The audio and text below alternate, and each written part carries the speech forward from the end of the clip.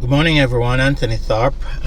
Again, here to make a further insert regarding the corruption that's going on in the Supreme Court, and we'll be cross-referencing corruption generally. That's been totally destroying this country, the economics of the country, the rights of people to grow and become empowered, as they would have their lives improved, or because of a few, and I'm always repeating, because of a few people that law enforcement in Jamaica and the government generally has refused to take action against, then this country is in big trouble. So on one front, there's a relatively good news this morning, because thank you for sharing the video and subscribing, because I know that did make a big difference in what happened. So yesterday I went in, checked my email, and I got a response from the Integrity Commission, and I'm going to read it so you know exactly what it's saying. And again, for authentication, I'm going to read it straight from the document. So this is the Integrity Commission.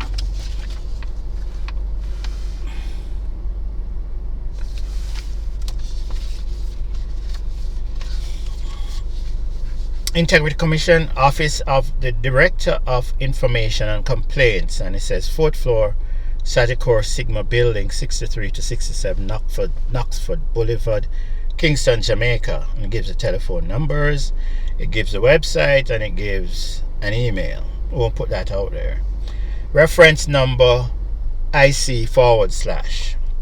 Tharp, Mr. Anthony Tharp, and it gives my email.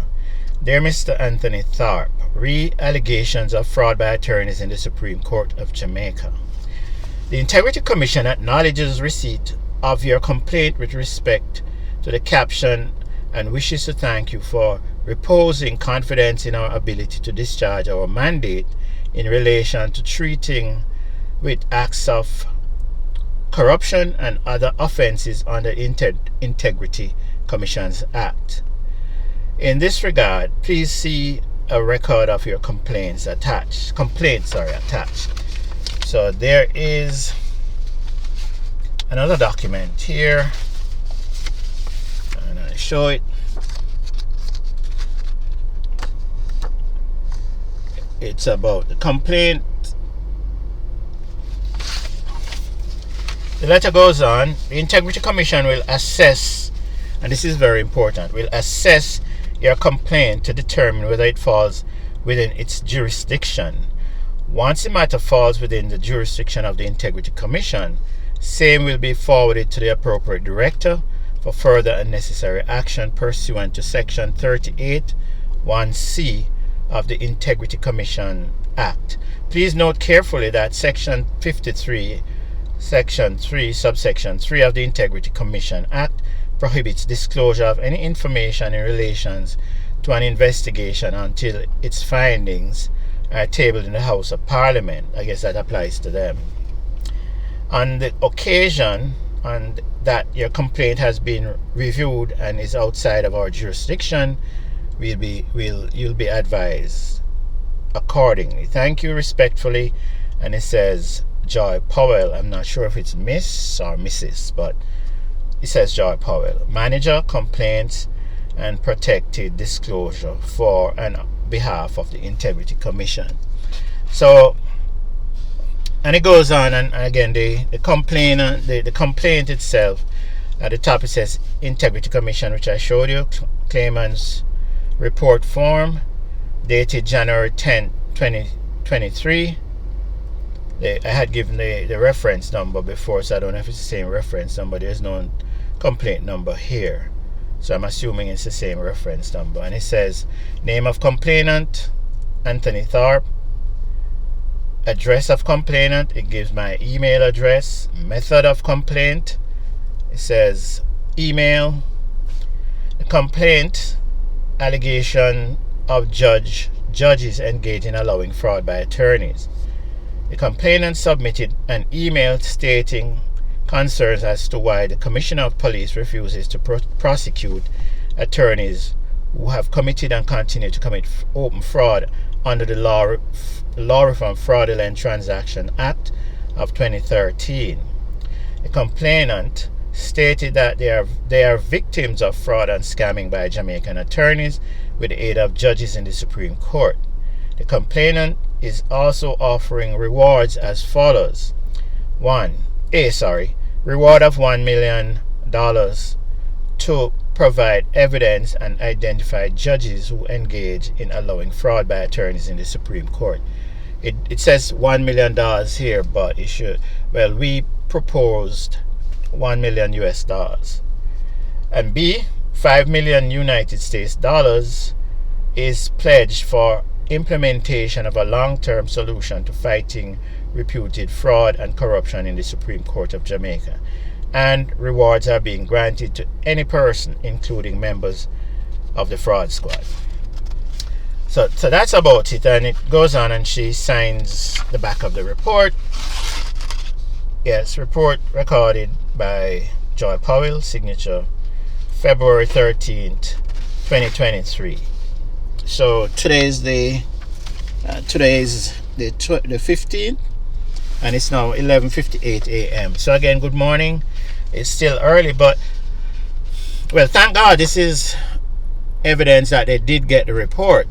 In the email I sent, return email, thanking Miss Powell for responding, I indicated that I appreciate the fact that they took the report and they recorded it.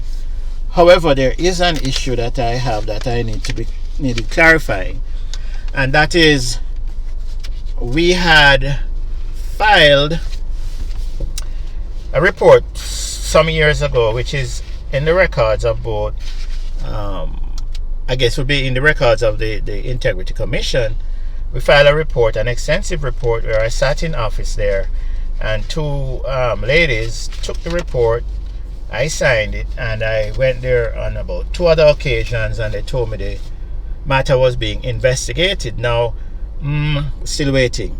I haven't gotten any response on that report. So, in actuality, viewers or listeners, we filed 2 reports or claims with the Integrity Commission. This one is acknowledged, and again, I was physically there when they did the other complaint, and so it's on their record. So I'm waiting for a response from Miss Joy or Mrs. Joy Powell regarding that matter, and I'm seriously hoping, I'm praying, I'm really praying that Miss Powell really deals with the matter, and is not put in a position by any pressure from any party outside the Integrity Commission or within to suppress the complaint and put it in what most police officers would call the X box, the X files. When anything goes in the X files, it disappears. Nobody knows what happens to it, or it's just not dealt with. And I think that's what's happening to our complaints, both filed with the Integrity Commission, NIA, the Commissioner of Police, the Chief Justice's Office, even the Governor General, the General Legal Counsel that I said they found no problems with what Mr. Graham was doing in terms of the fraud. And they know it was fraud because he came in there, and it falls under the Fraudulent Transaction Act, because he came in and filed reports with them alleging that he didn't do certain things and certain things weren't done, and we provided the evidence and email confirmation that the actions he took were in fact done, and he was lying to the council. And why would an honest man with any kind of integrity lie to get out of a situation? So they knew he was lying, but they nonetheless let him slide, and that's what's the problem here. So I'm hoping Miss Powell will really take this matter seriously, and I'm going to refer back to a couple of things she said in the report, which concerns me a little. Paragraph 2: the Integrity Commission will assess your complaint to determine whether it falls within the jurisdiction. Now, the Integrity Commission, as far as I know, and that could be corrected if I'm wrong, has the mandate to investigate any kind of complaints about public officials or officials in government or public areas of the government that are engaged in illicit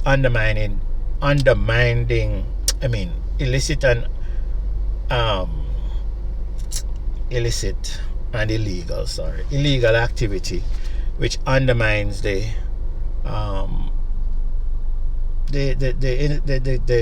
government, the country, and so in short involving corruption. I have a lot of things running through my head, and I'm trying to keep it tight and keep it straightforward this morning, so I'm just focusing on that.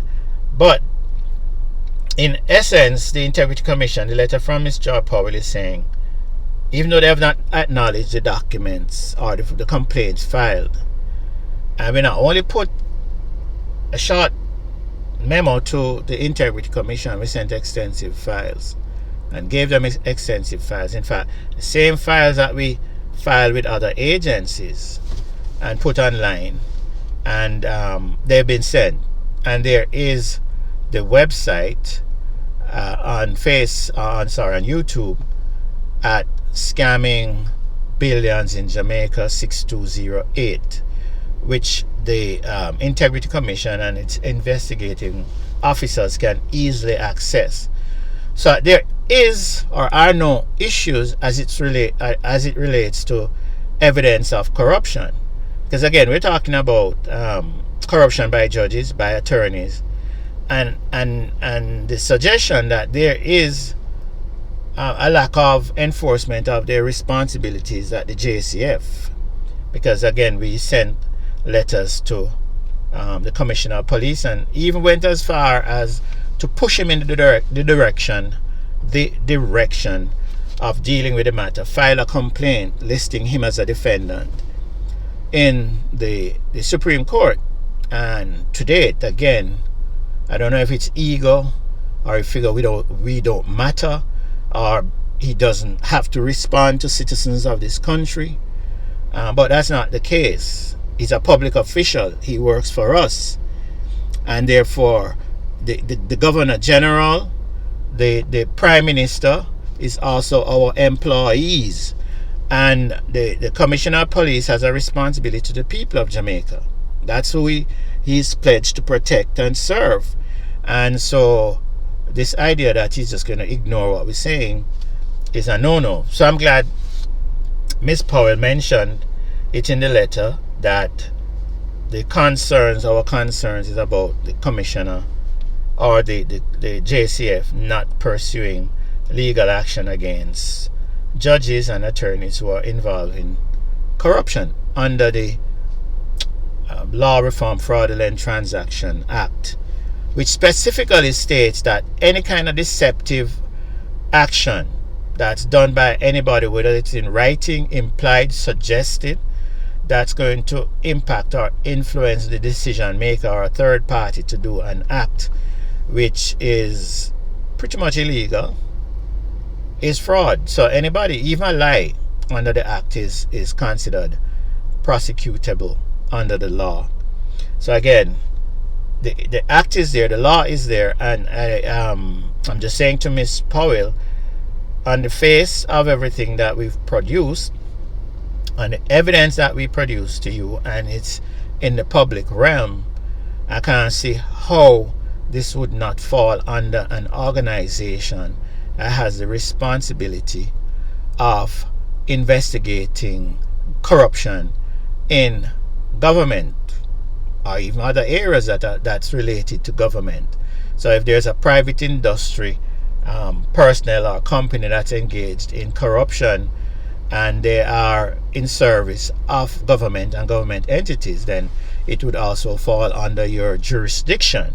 So the attorneys themselves who are engaged in committing fraud in the court, which is an official government or people of Jamaica's institution, and even though it's labeled the King's Court, the fact is they're in a public institution committing crimes. And again, in court, under any circumstances, if you tell lies in court, file wrong document, fraudulent document, then you are in contempt of the court, and it's perjury. And I don't think any court or any judge has the right to tell a lie in court. So that's what we're saying. So the concern here is that the suggestion that there might be a possibility of this not falling under your jurisdiction, I don't see how it couldn't. But I'm giving you the benefit of the doubt. And as I say, I'm praying that you are one of the good ones. You're one of the good persons that will ensure that your mandate is in fact carried out, or whichever officers, as you said, the matter is assigned to. So again, so that was one of my concerns. And I have no issues with you keeping the information private or quiet or under lock and key, whatever you're doing in terms of the investigation, until the findings are confirmed. But again, the timeline is what I'm concerned about, because what we are going through is time sensitive. We've been oppressed and held hostage by corrupt people operating in the Supreme Court, and public officials like the fraud squad and the police commissioner, who has refused to carry out his duties. So we have been held as hostage, if not prisoners, and I keep repeating that, by the system. And the system is therefore holding up time sensitive matters. Our property, our developments that should have been built where we should be generating revenue, or we would have been generating revenue from 2012, 2013 to date, a significant amount in revenue. And again, you could go to the court and pull the records on damages that was submitted under claim number 2010 HCV 02692 capital 1 NAV Business Ventures and Solutions, and myself, Anthony Tharp et al. And you will see that in that matter, which was fully dismissed by the court in our favor, an assessment of damages set, that and a memorandum on damages was set. You will see the significant amount of damages that's done to us personally, and if it's done to us personally, then it's damages that has occurred to the economy of Jamaica and the economy of the government, and the revenue that it would be receiving to aid and abet in developing needed services for the Jamaican people. So again, that's important that we don't waste time, because the evidence is there. We gave it to you, and we have a ton here. And I've said to you before in previous submissions that it's in the public domain. It's in the court's records. It's in our file with the FBI. And if your guys, just to stick a pin, if your agents are hesitant, or the JCF is hesitant to go forward on this, since the FBI is here, why not ask them to assist you there? But I'm just saying that sarcastically, as one would imagine, because my philosophy is the facts the evidence is there, and there is really no need for the FBI to have been called in, but they're here. So where they might be important is that if you need to do an investigation into the attorneys in the US that were engaged in this fraud, because remember, Capital One is a US based corporation that has no ties, no assets, nothing in Jamaica, and they're the ones that have been initiating these criminal pursuits with the aid of attorneys John Graham, Alexis Robinson from Myers, Fletcher and Gordon, which indicts the law firm itself, because she works with them. She's a partner there, John Graham and Company, and all the attorneys that worked under them, they are subject to this. So the attorneys in the US, the trustee Michael Bask, which is also mentioned in several affidavits in the Supreme Court, is probably you could, if you need information on them and you could network with the FBI, you might be able to save yourself a lot of headache there. But again, the affidavits are in the court and in the court's records, including a fraudulent order from a U.S. court that threatened my freedom, my human rights, telling me about they're going to lock me up when I land in Florida indefinitely, have U.S. Marshals take me into custody until I stop fighting this fraud. So all of that is documented. Your people or your agents shouldn't have any issues in finding the information.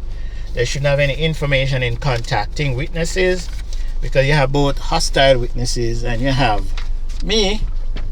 And I am not hesitant to participate in any activity that's going to fix this issue. And again, I'll remind you, and in fact, I'm going to remind everybody that's listening here that there are no questions whether these judges are guilty of what we're saying. Because there are incidents where the judge just openly disregarded the orders of previous judges, which is not supposed to happen from the lower tribunal, and just say he's not going to do it. And again, I have the evidence here, and I don't know why they're doing it, but there must be a reason, and it's not for us to determine whether it's compensation or it's friends or curry favor because an attorney, which I doubt. Why would you sacrifice your entire career for a John Graham and Capital One who has no interest in you other than passing on allegedly some small amount of compensation by whatever and what means, I don't know. That's for the commission to determine, but that's not a detriment or relevant to the fact that you committed certain acts against the rules of the court and me and my partners, and therefore the people of Jamaica. And they can't say, well, they're not restricted because they're judges. It doesn't work like that. And John Graham and Company, the attorneys which form a part of this whole investigation, can't say it doesn't apply to them because they're attorneys. I think the Integrity Commission not the Integrity Commission, the Privy Council's ruling recently about attorneys not being subject to neutrality or exemption from giving information about fraud and crimes of money laundering. It has a greater implication than just that. What it's saying is attorneys can't go into court and lie. But we already know that because the Law Reform Fraudulent Transaction Act doesn't put limitations on where they perform their investigation, as long as there is evidence of people committing fraud and all of that in the court system. So we have a law that states that the rules of the court prevent it, because again, in the court, anybody that's relying on illegalities, it's a mandate of the court and rule of the court, if not case law and law of the court, to refuse from aiding that party in furthering any kind of litigation where fraud is the basis of their action.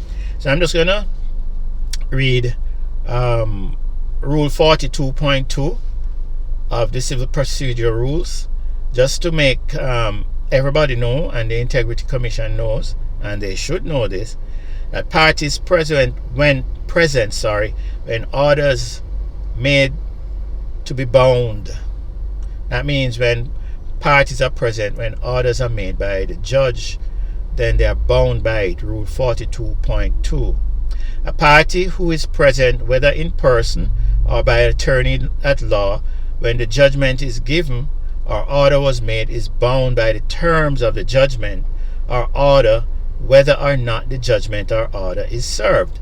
So again, you really don't need paperwork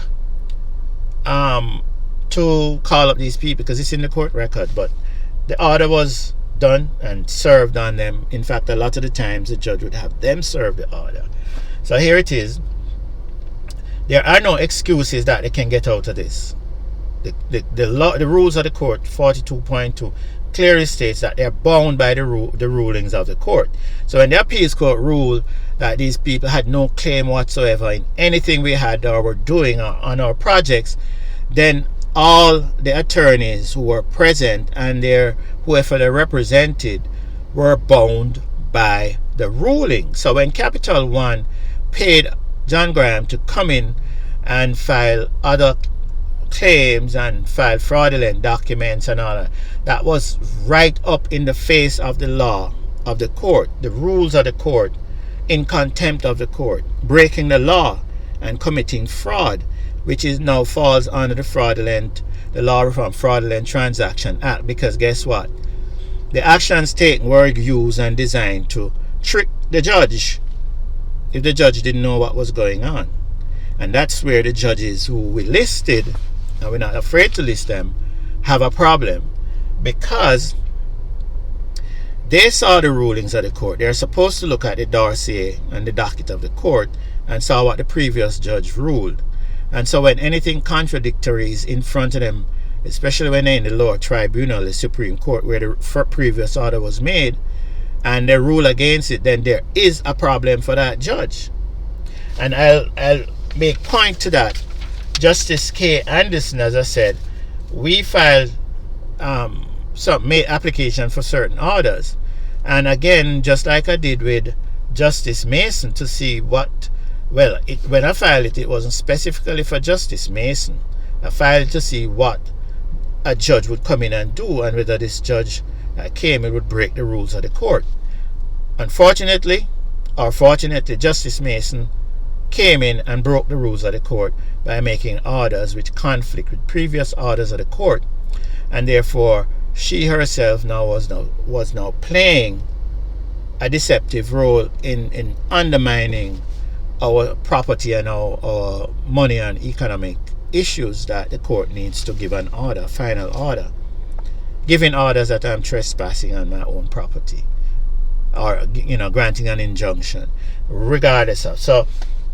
So just the Supreme Court of Judicature of Jamaica, records of proceedings, minutes of orders. This is what was written directly by the Judge Kirk Anderson. The clerk was Michael McClurty. So I'm giving names that can verify this. The hearing room was in chamber number 5. And the 25th day of March 2019. Remember, I told you Justice Anderson, Kirk Anderson, instead of conforming to the orders of the previous judge, Justice Henry Mackenzie, who had set the orders for substitution of the parties who actually own the property, to November 25th, 2018, when we got there, he said he didn't have the files in time to make the order. And instead of getting an early date to make that order, he went ahead and deliberately set the matter for March, which is this hearing that we're talking about. March, which meant that the hearing on damages that was set for January 29th, the persons who actually own the damages now would have issues there. And even though we thought we could overcome it by stating that he was the one that refused to install them officially, so they could negotiate and have their attorneys negotiate whatever their expectations were for damages, which is their property, he chose to put it way in March.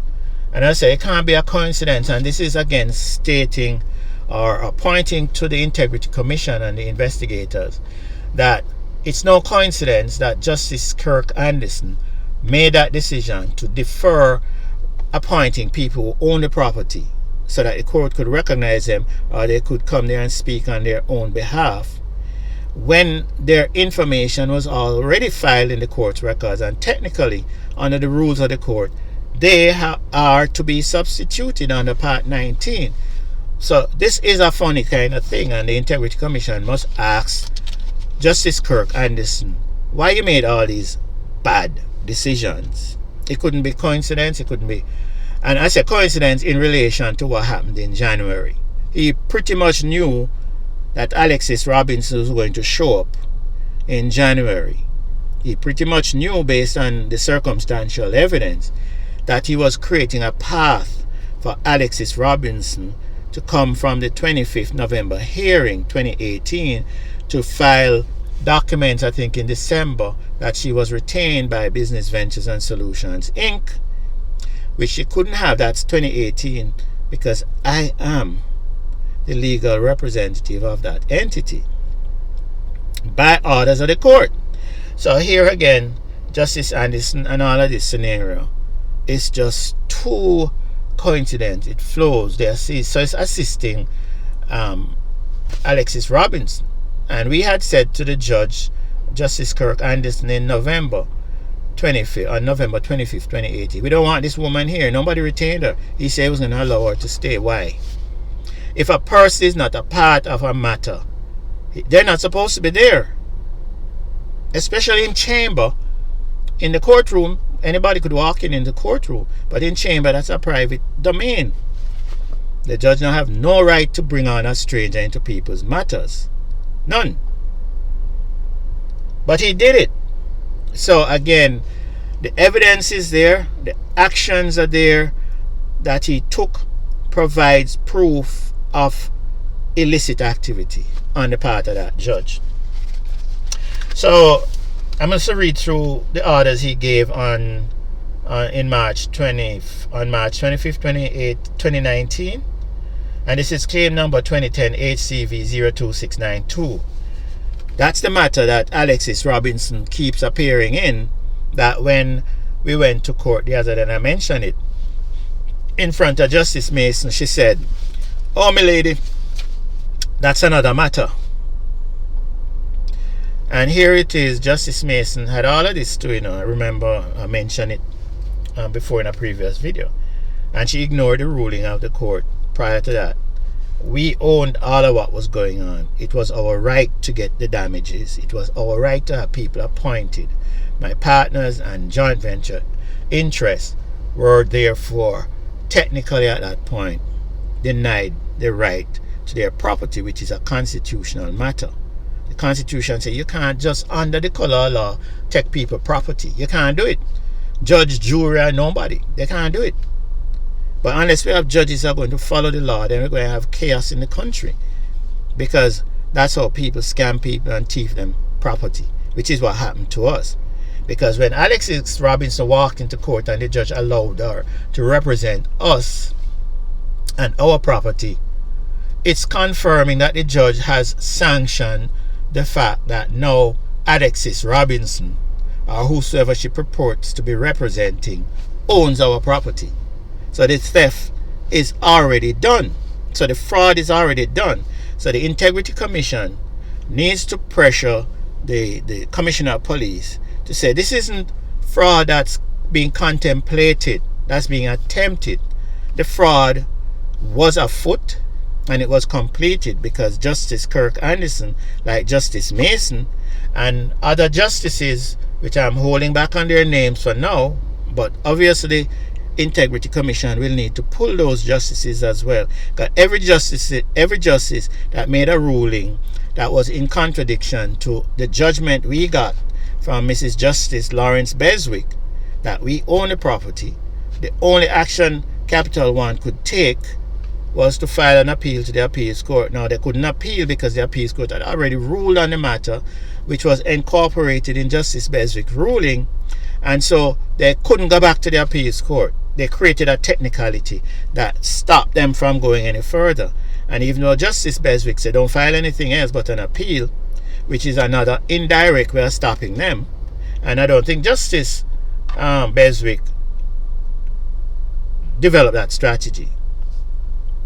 It could be, but it was a brilliant strategy that worked out on our part, because they were limited from filing anything because they didn't appeal the first ruling that was made by the appeals court in 2012, which is a ruling Justice Beswick also relied on, and therefore now was still a part of the 2015 ruling, 29th of May 2015 ruling by Justice Beswick, which was clarified on the 24th of November, December 2015.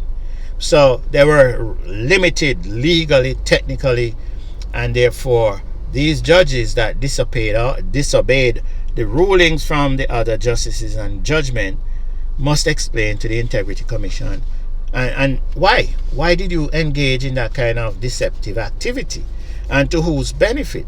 It certainly didn't benefit us. The only party it benefited and kept benefiting, and every time they took action it benefited that particular person or individual or party. The only benefit was to Capital One, John Graham, Alexis Robinson, who were all fraudulently enriching themselves at our expense. Because Capital One was ripping off the US trust that's based in New York, fraudulently ripping it off, charging them for services, coming after us and our property in courts in Jamaica, when the court said they don't have any claim against anybody here. So instead of withdrawing, they kept filing these fraudulent claims to ensure that they could be ripping off the trust, which is $1 million trust. And John Graham, working for them, is also participating in that fraud. So there, as you're seeing, and it's unfolding, or has unfolded, there are multiple cases and counts of fraud committed by John Graham and the attorneys who were working with Capital One, both here and in the US, to rip off not only a trust in New York, but to rip us off. And as I said to you before, this isn't something that's being contemplated. They actually did it, because Justice Kirk Anderson and Justice B. Morrison and Justice Mason, when they ruled in favor of those people, ignoring the fact that the rulings from Justice G. Brown had in fact reinforced the ruling from the Appeals Court and Justice Lawrence Beswick, they were in contempt of those orders, which again is against the court's rules. And I say how brazen this gentleman was in terms of giving orders. So the application, and he writes in some really fine prints, I'm not going to go through that, but it says November 26, 2018.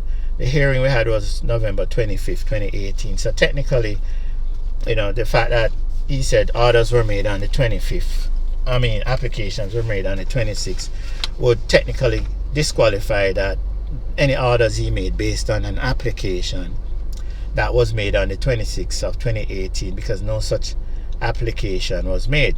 So legally and technically, even when he made these orders here, these orders were unenforceable, because no application was made by us or anybody on the 26th of November 2018.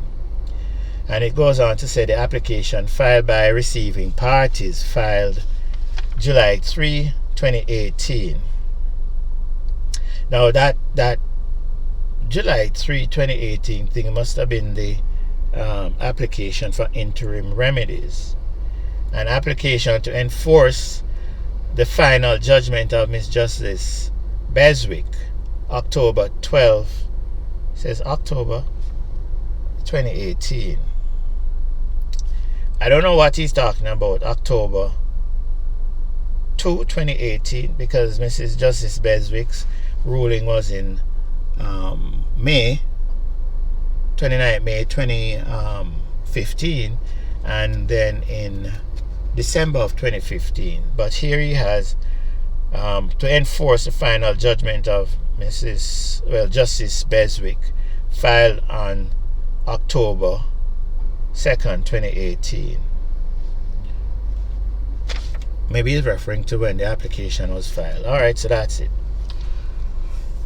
The orders that he gave, the application for court orders, which was filed on November 26, 2018, is denied.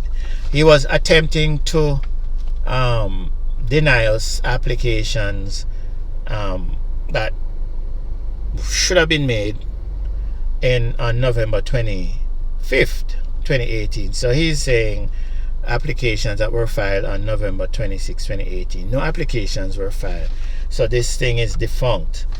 And it's not deliberate. The judge was making these orders that he knew were technically unenforceable, but nonetheless throwing a monkey wrench into the system and creating a situation where how are we going to apply or appeal an order for November 26, 2018 when it's unenforceable in the first place? No application was made, and technically that whole scenario was dreamt up by the judge.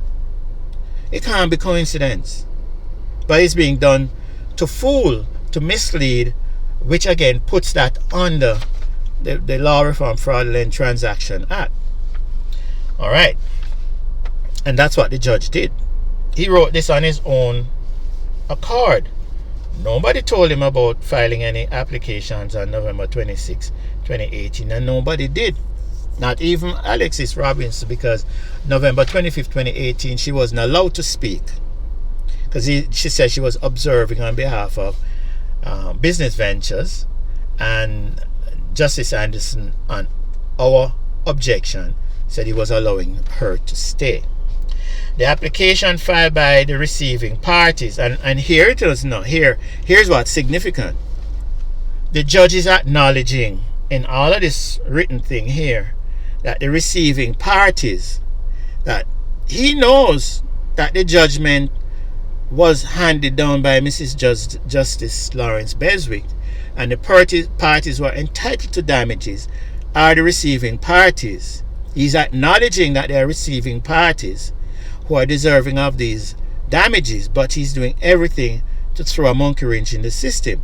Deceptive strategy and techniques meant to distract and destroy our ability to get our property and our damages, or access to our property and damages, to go ahead and complete projects that were approved, million and billion dollar projects, which again affects the country, because in so doing he not only stopped projects that were going to create 500,000 jobs for the economy, but good paying jobs, permanent jobs, and infrastructure that would improve the tourism product. So again, by his own doing, this one judge, in trying to work with these corrupt attorneys, helped to destroy this country's economy. And therefore the Integrity Commission cannot under any circumstance tell us it doesn't fall within their purview. No, that's their mandate, to protect this country. And it doesn't matter if they're a judge or commissioner of police or anybody. If they're neglecting their duty or taking extrajudicial activity that's illegal and violates the court rule, it must be done for a reason. It's not by accident that this judge is deliberately writing orders that were never applied for, orders that pretty much overturn rulings of the court. Because here's what he did. The application filed by the receiving parties on July 3rd, 2018, to be substituted with the current equity owners, shareholders, is denied. Why would you do that? What's the basis in law for telling the people who own the damages and property, which he acknowledges is the receiving party, to say he's denying their application to be substituted in place of the corporation, which doesn't own any interest? Because remember, on August 17 and 9th of 2017, all the interest and property of business ventures was assigned and transferred legally to successors in interest. And before that was done, the parties who own business ventures and solutions were the receiving parties. So the parties who acquired it by assignment or cash or kind, it doesn't matter, were entitled to get their damage. And here's Justice Anderson saying he's not going to substitute them. For what reason? None legal. The application to enforce, here's the kicker, the application to enforce the final judgment of Mrs. Justice Beswick, or Beswick J, which he states in the thing, which was filed on October 2nd, 2018, is denied. So apparently we filed the application for him to enforce the judgment of Justice Beswick. Now, the judge don't have any jurisdiction to not enforce the final judgment of Justice Beswick, but here he is doing it. So there is the evidence again to the police, to the Integrity Commission, to anybody that looks at this, to see that this judge was not acting in accordance to the law or his responsibilities. Now, why would you refuse to enforce the final judgment, or a judgment properly and legally made by Justice Beswick, a judgment that was supported by rulings from the appeals court? Why would you refuse to enforce it? Little did he know that when I filed that particular application, it wasn't to enforce the entire judgment of Justice Beswick. Because guess what? When Justice Beswick made that judgment, it was already judgment that we could go ahead and do whatever we wanted to. But I deliberately did it because I saw how he was acting in November, and realizing that he took action to set the matter for 25th of March 2019, after the fact that we said to him, Justice Henry Mackenzie had set the matter for November 2018 so the people could be substituted, an action which she actually initiated. And if we pull the judge's notes, we should see where she started to write down the names of those parties. Justice Kirk Anderson refused to acknowledge and put in the record that these are the owners of the property. But beyond that, he went and he said he wasn't going to enforce, which is something he doesn't have the jurisdiction to do. He can't reject Justice Beswick's ruling. Justice Beswick's ruling could only be overturned by the appeals court, and the appeals court would have to overturn it before it would get to the Privy Council.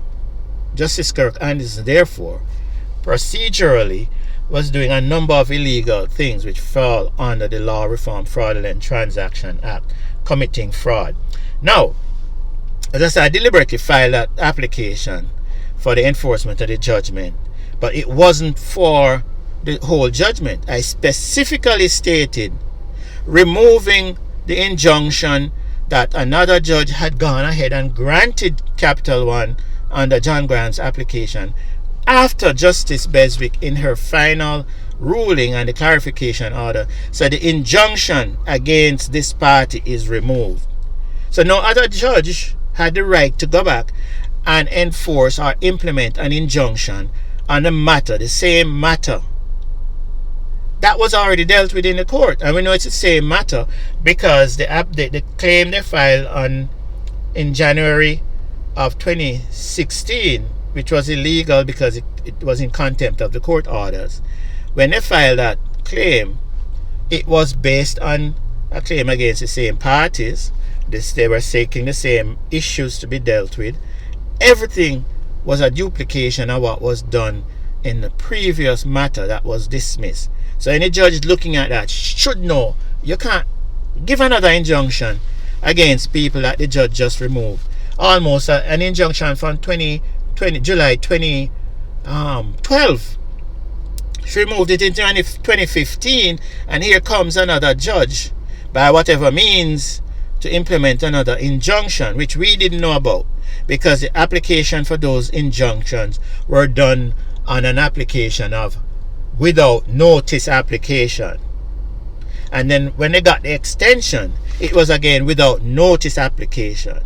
So you see the irresponsibility of these people, not thinking the damages they're doing to other people. So what's their interest? The Integrity Commission and the police, these are things I must go in and find out.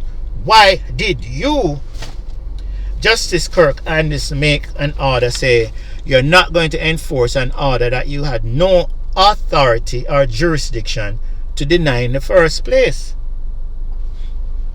And we filed it again, asking specifically for the injunction, because I saw how he was acting, and I didn't want to put in the other rulings that the judge had done. Now that he could have overturned them, which by law he can't, but because he thinks we were idiots and he's going to get us, he put the application to enforce the final judgment of Justice Beswick was denied.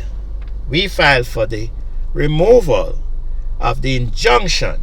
So even this order was improper, because we didn't ask for that in judgment, the judgment of Justice Beswick. We said the injunction, and the application is there for everybody to go check. I'm not making up anything. So again, it shows the corruptibility and the criminal intent of anybody that's engaging in undermining or violating the Law Reform Fraudulent Transaction Act of 2013, which they can be prosecuted under, and the police has refused to prosecute them, and the Chief Justice has refused to prevent these people from working when he knows they broke the law. So here we have these unscrupulous individuals tending to other people's matters. They're compromised.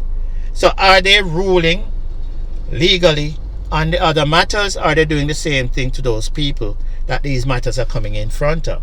Which means there has to be a review of every matter these two judges tried. Justice Kirk Anderson, Justice B. Morrison, and the other ones have violated the court rules. There must be an official investigation in every matter they tried. And I would reach out to everybody they had in front of them to say, go check if this judge or these judges ruled against you illegally. So if it was before 2013, the Law Reform Fraudulent Transaction Act would not apply, but I'm sure they had other laws that were in effect then. Which was filed on October 2nd, denied. Alright, so I quoted here, no final judgment by Justice Beswick no application was made. Application for leave to appeal orders 1, 2, and 3, which is the ones we mentioned, is denied. No order as to cost. Because that's also a sore point. Because here it is, we had every right to be there. The other party technically didn't have to be there because this was applications to recognize the people who own the property.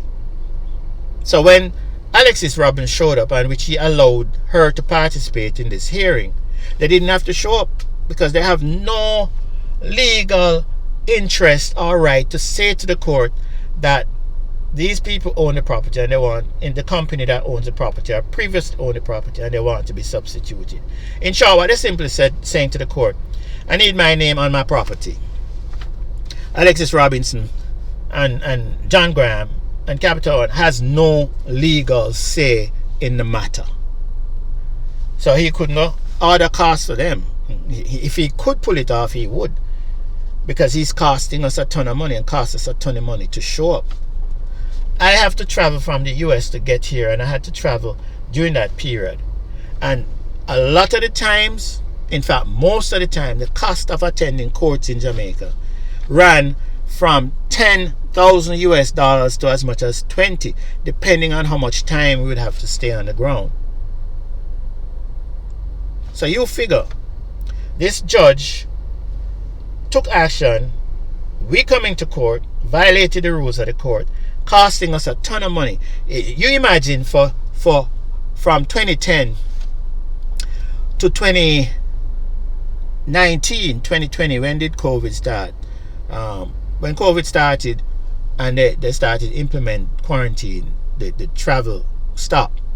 So from 2010 to 2019, for example, which is 19 years. And I had to be in court on a regular basis, sometimes 2-3 times a month. And every time I'm coming from 10 to 20,000 US dollars per trip. And they don't care. That's the kind of people we have in our judicial system. Alright? In public places, they must be thrown out. And they must be investigated, and they must be charged and convicted like the very people they are sending to prison. They're committing a crime. They're committing a crime against people's human rights, against their civil rights, against their right to choose their own destiny legally. They're not breaking any laws. We weren't breaking any laws. And here we have a judge breaking the law. Under the color of law, he is encouraging or providing the catalyst for Alexis Robinson and John Graham and Capital One to thief with property and thief with money. It says the defendant, here's another kicker, the defendant shall file and serve this order and shall serve same on the claimant and on attorney H. Charles Johnson and on Anthony Tharp, who may be served via electronic mail addressed to my email. I want you to pay attention here. This is where it confirms that Justice Anderson was part and parcel of the swindle, the scam, the defrauding of our property. Here it is, Justice Kirk Anderson, after refusing to recognize the people who own the property, is going to say the defendant shall file and serve this order. Who are the defendants? I guess he's implying that it's business ventures, but remember, ownership of business ventures was transferred. So the defendants would be the people who own the property. And at that point, they weren't defendants because the case was fully dismissed in their favor. So there were no defendants in there. We were there for assessment of damages. Hence the coining of the name and change that takes place in the process of the court, that these people are judgment creditors. The successful party who is damaged and owed by the other party. They're people who are no longer defendants. And again, he wrote it here in his orders. The receiving party. So they are either judgment creditors or receiving parties, which is how we coin our applications. But he's saying here the defendants. Again, deliberately throwing a monkey wrench that's technically saying that this order is invalid because there are no defendants in the matter. And then he's asking Alexis Robinson, who was there, to produce the order and serve it.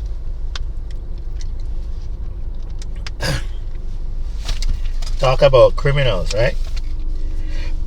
Excuse me. So again, I'm reading this and pointing out to the Integrity Commission and all the persons who have taken the time to watch this video to please pay attention to the criminality that goes on, and when they take people for granted and take us for idiots when we're not. Because as I said, I did certain actions just to prove who was who. And they proved it. This is one of the documents that has all the evidence that Kirk Anderson was part and parcel of the scam. No ifs. And he's still working in the courthouse. Why? He should be fired. He should not be looking to go collect no pension from the Jamaican taxpayer. The man helped Capital One and John Graham and Alexis Robinson to rob people of their property. So he shouldn't be on any pension plan, and taxpayers shouldn't be putting any money that goes into his pocket. He should be fired and go get work somewhere else. Not in an institution that we need people with the integrity and moral standing that our people and our children can look at and say, that's somebody I need to be like. That's a job I want, because hey, he's a stellar example of what this country needs. In short, that's not what this man represents. B. Morrison is worse. Justice B. Morrison, again, I repeat you, appoint a trustee for a New York State trust where he have no jurisdiction legally, morally, ethically to appoint a trust and an estate that was fully probated in estate. So again, thank you for taking the time, and I'm hoping that we don't sleep on this, because again, I'll point out, we're talking about a damage to the economy of from 2 to 4 trillion. Now Jamaican dollar we talk about trillion US dollars in terms of development, infrastructure, revenue. That's our profits. You can't imagine what the country would have been making, what jobs would have been there. So stop some of these people from going out and committing crime in desperation for employment and earnings. I'm just going to read 42.8 rule. Time when judgment or order takes effect. A judgment or order takes effect from the day it is given or made, unless the court specifies that it is to take effect on a different day. So when Justice Beswick made her ruling from the 29th of May 2015, her judgment took effect immediately. The parties were present and represented by attorneys, so the judgment was applicable and enforceable against all them people, and it took effect immediately. Time for complying with the judgment or order, 42.9. A party must comply with the judgment or order immediately. And no may say so. The court's rules, the law of the land, the law of the court. The party must comply with the judgment or order immediately. And this would apply to every judge who violated those orders. The judgment or order specify some other date for compliance. I'm saying the party must comply with a judgment or order immediately unless the judgment or order specifies some other date for complying.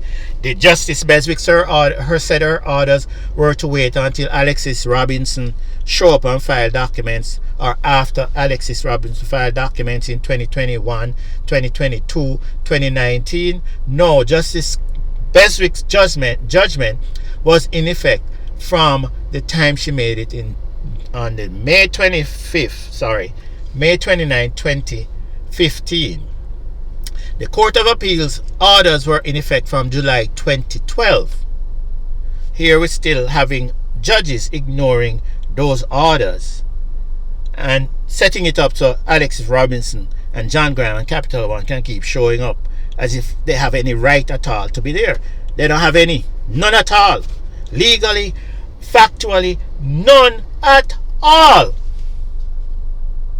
So I am not feeling comfortable when the Mrs. Joy Powell, or Miss Joy Powell, respectfully, I'm saying that, is suggesting that they haven't completed a review so they can make a decision. The crime is committed, the facts are there, evidence is there. There is no need for any extensive long-term review because I just outlined it and it's in their hands, which we gave it to them. Thank you. Have a good one.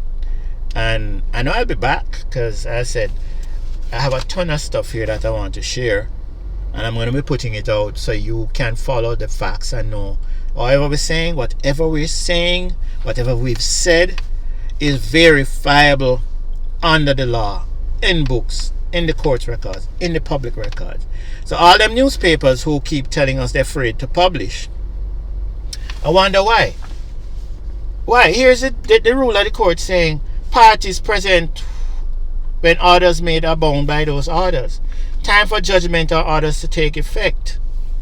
Time for complying with judgment orders. All of these things tell you that you have no excuse from publishing these truths. So why are you running away from doing your jobs? Thank you. Have a great one. And talk to you later. Remember, please subscribe, share, and build a community. Reach out to people. Share this information. Have discussions because it's affecting us now, or me now. What about you down the road, or your children? You're going to want your courthouse to be filled with people like this? And it's full of them. You have good judges there, but the judges there who are good must also stand up and demand that they leave.